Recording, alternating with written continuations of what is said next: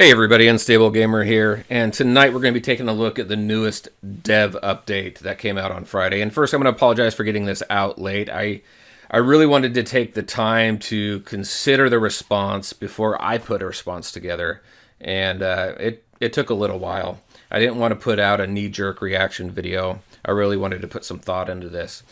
So we're going to dive into this, but first, before we get into it, if you're just now finding my channel, consider hitting that subscribe button to stay up to date with all the newest content.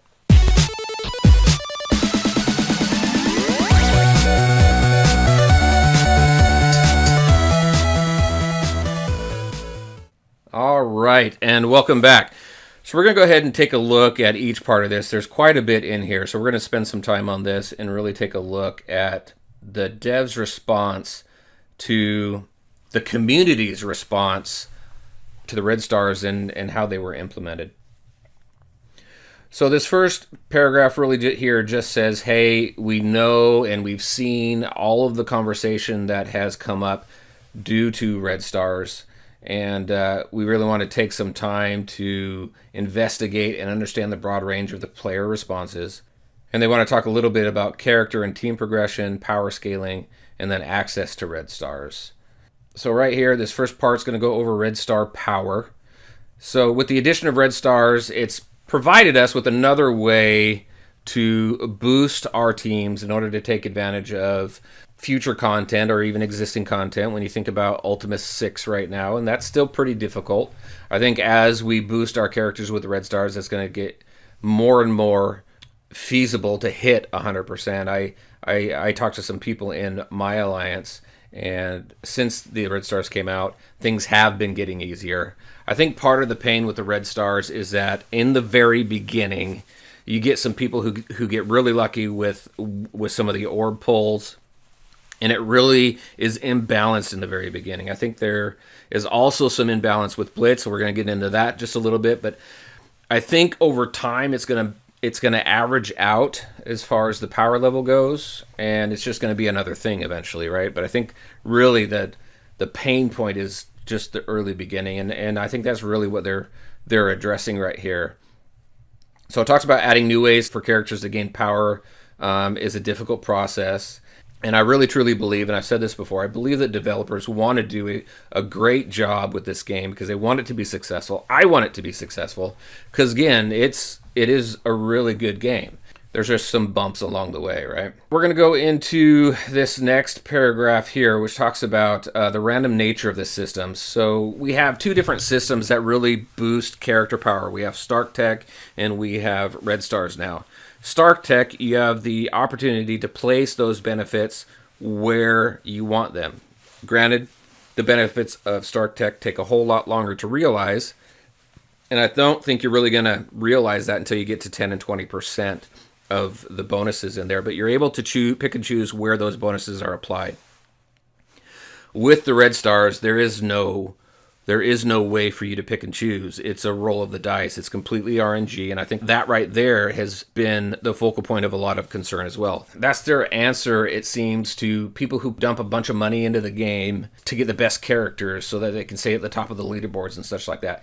Because there is such randomness to this, it doesn't allow for people to dump thousands and thousands of dollars in this and really come out with the absolute best team all the time, which I can see part of that. But on the other hand, if you put that much money into it, then your opportunity for 7-star characters is much higher. So you're still going to have an advantage there. So it doesn't really answer that. That's kind of what they were talking about there. And then they talk about the power numbers, right? So while red stars are valuable, their contributions to the outcome of a given battle is not as high as the power numbers might suggest.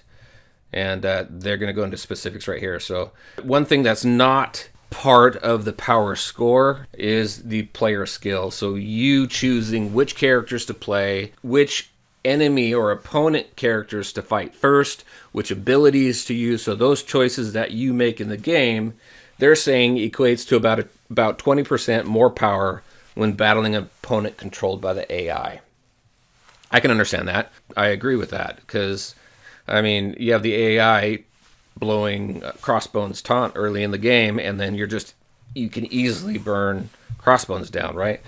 But as a player, we wouldn't do that. We would use crossbones in a different way. So I can understand that aspect of it. So it's basically saying that if you have a 100K team, you should be able to take down a 120K team. So they go on to say that you can feel this when you choose fights in arena and even mirror matches. And you can almost always take on an opponent tougher than you with the right choices. And again, I would say that's true. You take the Defenders team, for instance. I've got about a 100K Defenders team, and I am taking out teams that are 120K, 130K. And that's kind of what this goes into next, talking about the synergistic team compositions. And then again, right here, with the right compositions and the right tactics, it's not uncommon for teams to punch up more than 50% power. I think 50% is kind of high.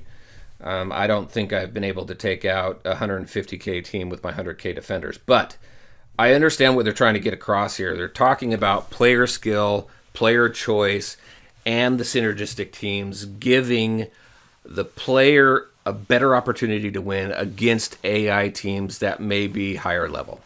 All right, I get that. It doesn't always work out that way, but I understand what they're trying to say, and I understand the explanation there.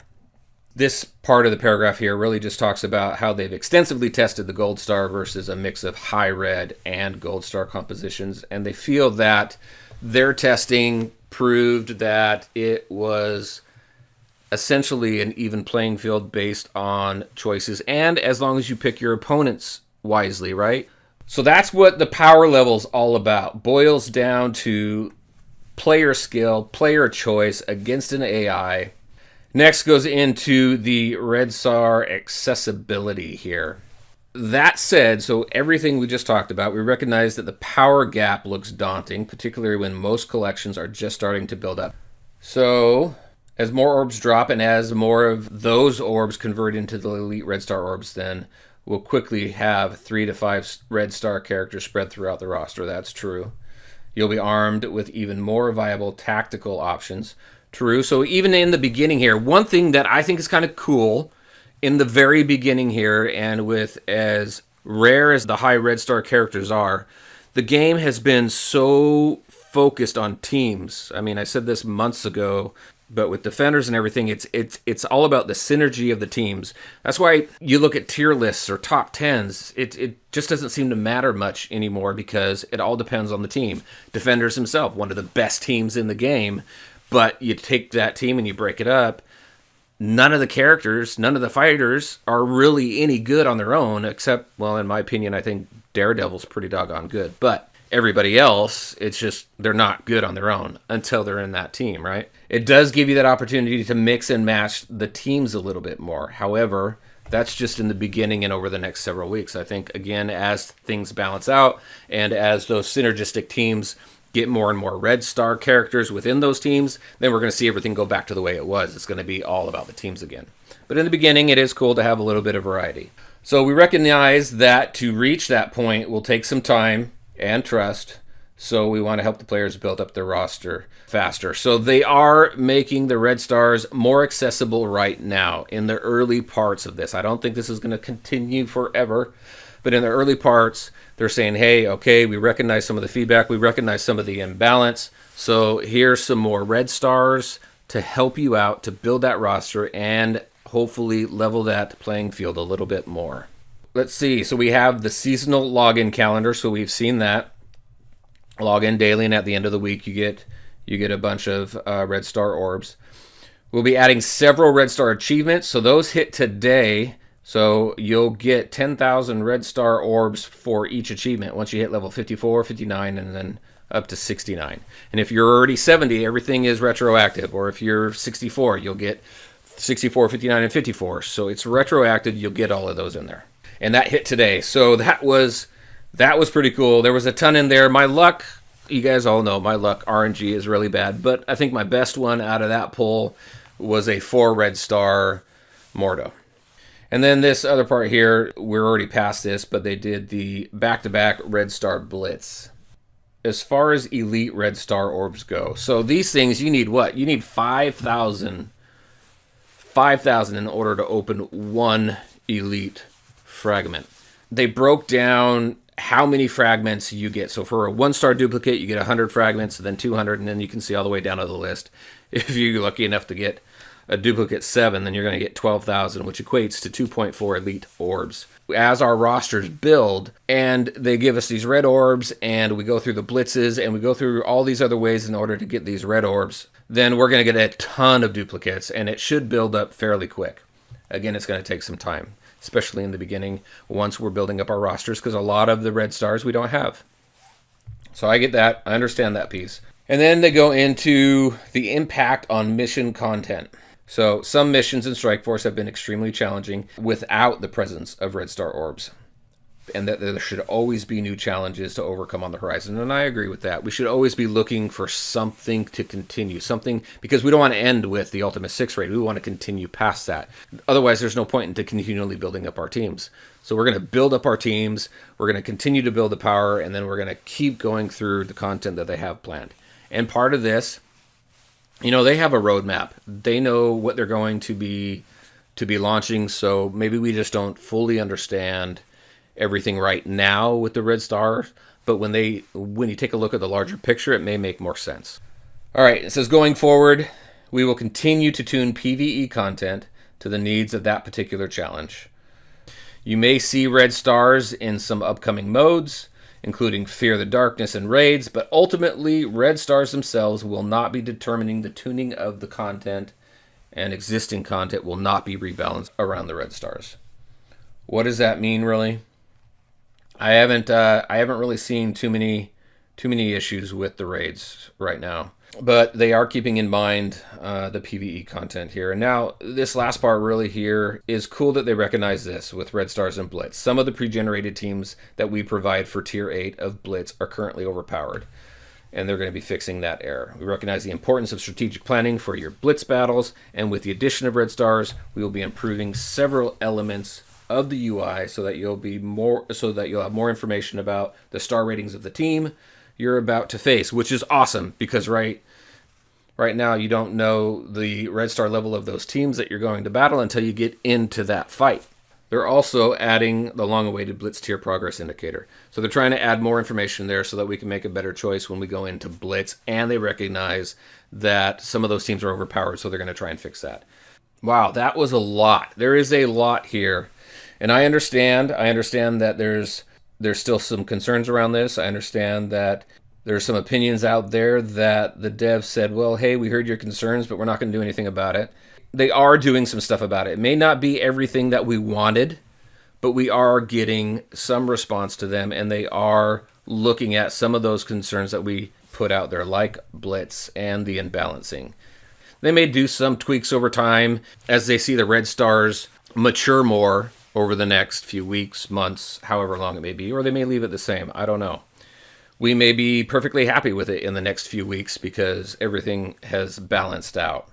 But there you go. That is what I had for you tonight. The devs' response to the community's concerns around red orbs, red star orbs, and my thoughts around each one of them. Overall, I have kind of a lukewarm response to it. I understand what they're saying, and I understand what the community is saying, and I can feel it too when I get into the game as well. I'm okay with this for right now. I'm not going to go out and buy a ton of red star orbs to try and hurry up and balance out my team. I'm going to kind of play through it and see how things go, and hopefully things work out all right. I'm curious on your thoughts on this response from the developers. Are you happy with it? Are you not happy with it, and that's pretty much it for you? Or are you kind of where I am, where you're saying, all right, well, I'm going to stick around and I'm going to see kind of where this goes? And there you go, everybody. That's what I had for you tonight. Again, I apologize for how long it took to get this out. I just really wanted to take the time to really process everything. If you liked the video, make sure to hit that like button and share your thoughts and questions in the comment section below. Take care, everyone, and we'll talk to you next time.